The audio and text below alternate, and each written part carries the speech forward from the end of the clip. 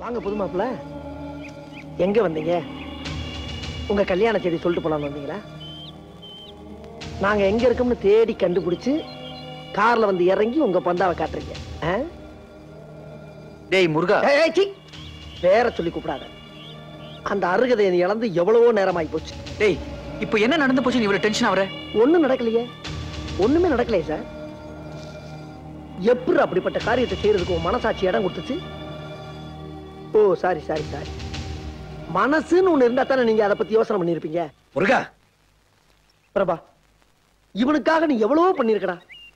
எனக்காக, உன் நண்பன் முருகனுக்காக ஒரே ஒரு நிமிஷம் அமைதியாடுறா பிளீஸ். டேய், எதிரிய கூட மன்னிச்சலாம்டா, ஆனா துரோகிய மன்னிக்கவே கூடாது. எங்க முகத்திலே முடிக்காத, போயிரு. டேய் அது சொல்லிட்டு போதான்டா நான் வந்தேன். இப்போ என்ன கார்ல இறக்கி விட்டு போறாரே எங்க மாமனார் மிஸ்டர் ராமநாதன்.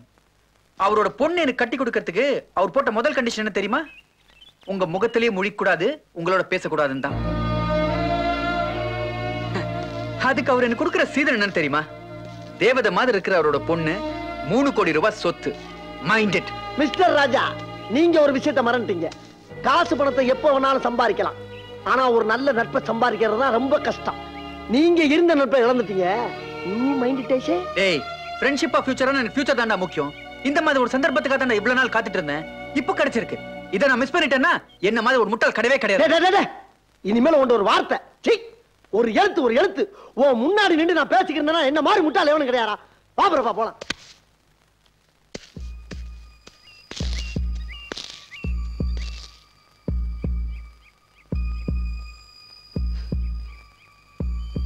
வாழ்த்துக்கள்.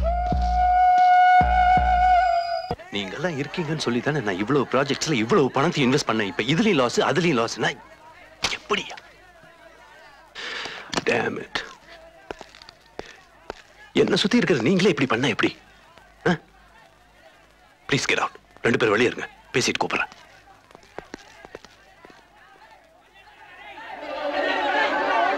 லேபர் ப்ராப்ளம் இன்க்ரீஸ் ஆகி ஃபேக்டரி லாக் அவுட் ஆயிருக்கு. இப்போ பேங்க் அக்கவுண்ட் எல்லாம் சீஸ் பண்ணிட்டாங்க.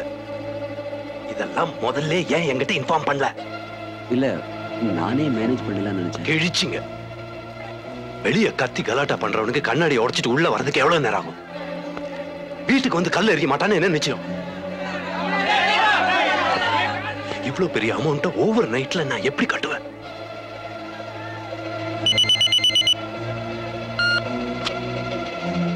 ஹலோ சார், நாளைக்கு வித்தின் 2 டேஸ்ல கட்டிடுவேன். அது சார், நான் ஏதாவது ஃபைனான்ஸ் இருக்கா? என்ன சொல்ற நீ? இந்த மாதிரி ஒரு சிச்சுவேஷன்ல இப்படி இருக்கும்போது யார் எந்த ஃபைனான்சர் உனக்கு கொடுப்பான்?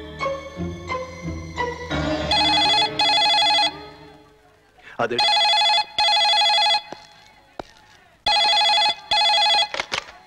ஹலோ, எப்போ? 2 hours ஆச்சா? என்ன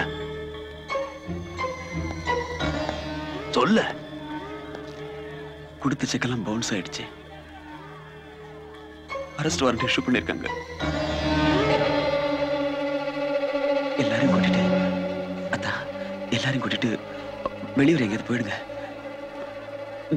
நான் இங்கிருந்து எல்லாத்தையும் பாத்துக்கிறேன். ப்ளீஸ்.